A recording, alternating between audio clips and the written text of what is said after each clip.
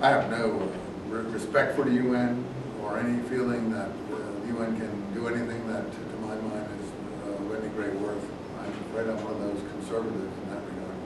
I used to, when I was young, have high regard for the UN, but I have no respect for it.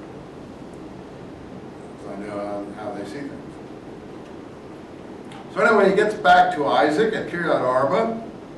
Isaac is 180 years old, and he died. You see, he doesn't, how much do we know about Isaac? Gets a wife, Rebecca, has this problem with his children. Jacob goes away. When he gets back, his father's already about to die. And they buried him, presumably in Machpelah in Hebron.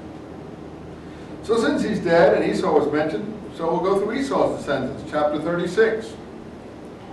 Esau married a woman of Canaan. I thought we heard before he went and married a woman of Ishmael's family. Here's a different tradition, but you see what I mean? Here's a different tradition. He's got a wife. I'm sure if you look back, you'll say that he married someone from Ishmael's family. If you look back earlier. Esau was angry at his father and went and married someone from Ishmael. Or his mother, he was angry. So this is a different genealogical line. Look at this. Oholibamah. I think maybe Alabama might be named after that person. I'm not sure, but I have a feeling it might, unless it's an Indian name. Oholibamah. Of Elon the Hittite. Ada, the daughter of Elon the Hittite. The Hittites weren't even presumably in the country yet, so we have some contradictions there. And we get a person called Ruel here, line 5. He's going to pop up in the Moses story in Sinai, but he's also going to be another name for, it's very complicated. Hobab, Ruel, they're all different traditions. These names are not known even to the narrators in any solid fashion. They slip around. Well, for instance, we have a guy called Nebaot, line 4. Nebaot is really the name that scholars used to give the Arabs in Petra, the Nabatean Arabs. It's from this name Nebaot here, I think. Never mind. So he went to live in Seir, which, as I told you, really meant hair across the Jordan. And therefore he settled Edom. I think we've had this tradition somewhat before. We had some earlier. I can't go back and find it for you. And again, Amalek is one of his children, 12. Ruel, 10. Korah is part of some of the stories we get later on.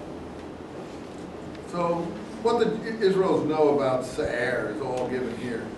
And you can read all these names. They're very old genealogies. So these are neighboring genealogies of related peoples who are not anymore part of Israel.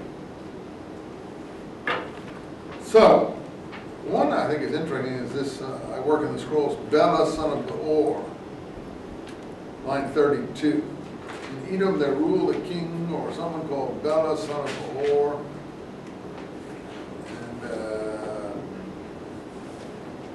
Zerah, who later turns up, I think, as one of Judah's descendants, Perez and Zerah. Anyway, there could be just repetition of names that happen. I can't even begin to decipher these genealogies. Line 37.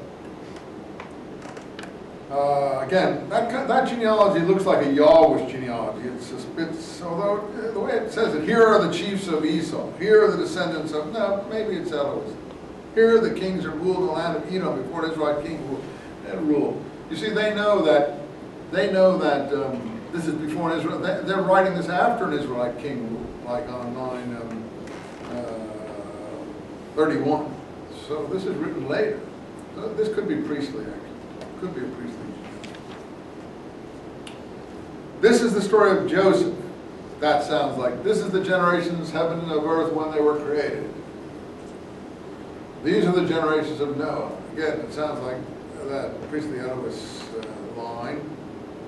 And this story has been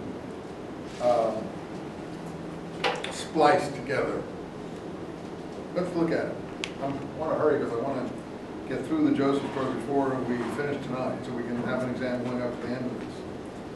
So,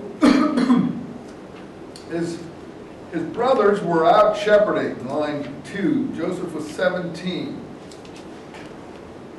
And Israel loved Joseph more than any of his other sons, because he was the son of his old age. You see, Benjamin, the son of his days, but it looks like that's Benjamin. In any case, whatever. The point is that he gives him a many-colored coat. That's a famous coat. And Jacob is one of these little nasty, not nasty, but, you know, wise guy little kids. At 17, he should be a little smarter than this. Seems like he's about 12, not 17. But anyway, he's a, you know, he's a teen. He's a, you know, he has these dreams, and he sees the sheaves serving him, and he interprets it that it's his brothers serving him, bowing down to him. So his brothers say, "You want to be king over us?" And they hated him, not only because of his coat, but because of the dreams he had. And then he had another dream, line 10. "I saw the sun, the moon, and 11 stars bowing down to me." By the way, people can really be happy. We're almost at 11 planets now. So maybe we're getting there, because the number of planets is expanding according to the new discovery. We may even be there. I haven't kept track of all. He told his father and his brother, and his father said, "Oh, God, you shouldn't tell people dreams like this. This sounds like a Yahweh story, even though it's got a lot of Elohist material in it." So the two have been sort of superimposed on each other. So his brothers were up north in Shechem. That's quite a ways. And his father's down in Hebron, line 14. And he goes up north, and he finds his brothers up there. Now this is really interesting. Here we can see the splicing, and I really want you to pay attention here. "Here comes the man of dreams," they said. "Look, let's kill him and throw him into the well." Watch how this story is spliced, like the Noah story. We can say that a wild beast, 20, devoured him. In Hebrew, that's Taraf Yosef. It's very poetic. Taraf, the wild beast tore him apart. Tore Joseph apart. Taraf Yosef. Then we'll see what becomes of his dreams. Now in this line, Reuben wants to stop things, and he's the oldest son. So this is a pro-Reuben story in the sense that Reuben is the one who tries to salvage the situation. Look, don't shed blood. Throw him into this well. That would be better, but don't do murder. And he wanted to really restore him to his father, according to the narrator here. So, okay, they took him, they pulled his coat.